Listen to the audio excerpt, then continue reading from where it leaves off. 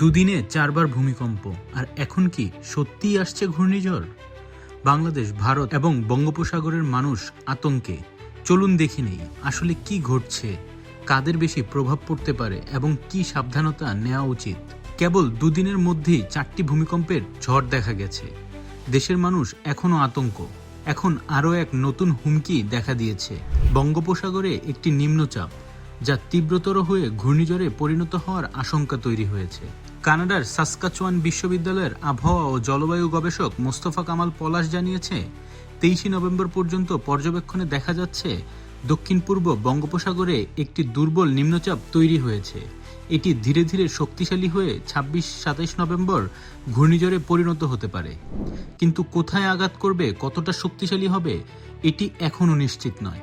Model অনুযায়ী সম্ভাব্য পথ হতে পারে ভারতের অন্ধ্রপ্রদেশ থেকে চট্টগ্রাম উপকূল পর্যন্ত। কৃষকদের জন্য সতর্কবার্তা, ডিসেম্বরে 3 থেকে 5 তারিখ পর্যন্ত হালকা থেকে মাঝারি বৃষ্টিপাত হতে পারে। পাকা আমন ধান কাটা শেষ করতে হবে। শীতকালীন শাকসবজি চাষিরা বীজ বোনা এবং সেচের পরিকল্পনা রাখতে হবে।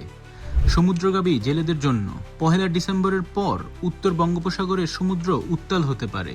ট্রলার ও ছোট নৌযানকে উপকূলে ফেরার পরামর্শ দেওয়া হয়েছে। 30 নভেম্বরের পর সমুদ্রের নতুন মাছ ধরতে না যাওয়াই নিরাপদ।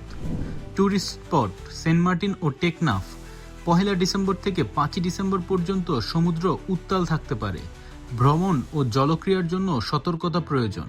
সোশ্যাল মিডিয়ায় মানুষের প্রতিক্রিয়া, ভূমিকম্পের আতঙ্ক এখনও কাটেনি, আবার ঘূর্ণিঝড়। জলবায়ু পরিবর্তনের প্রভাব কি সবসময় এমন ভয়ঙ্কর? সরকার কি প্রস্তুত, নাকি মানুষকে নিজে সাবধান হতে হবে? যারা জেলে পথে কাজ করেন বা উপকূলবর্তী এলাকায় থাকেন, তাদের সতর্কতা এখন সবচেয়ে জরুরি।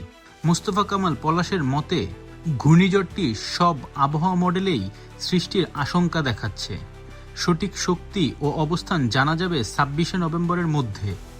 অন্য বিশ্লেষকরা বলছেন, প্রাকৃতিক দুর্যোগ মোকাবিলায় আগাম সতর্কতা নিতে পারলে ক্ষতি অনেকাংশে কমানো সম্ভব। ভূমিকম্পের আতঙ্ক এখনও কাটেনি। এবারে নিম্নচাপ ও সম্ভাব্য ঘূর্ণিঝড় নতুন সতর্কতা প্রয়োজন। কৃষক, জেলে, পর্যটক সবাইকে সতর্ক থাকতে হবে। ধন্যবাদ।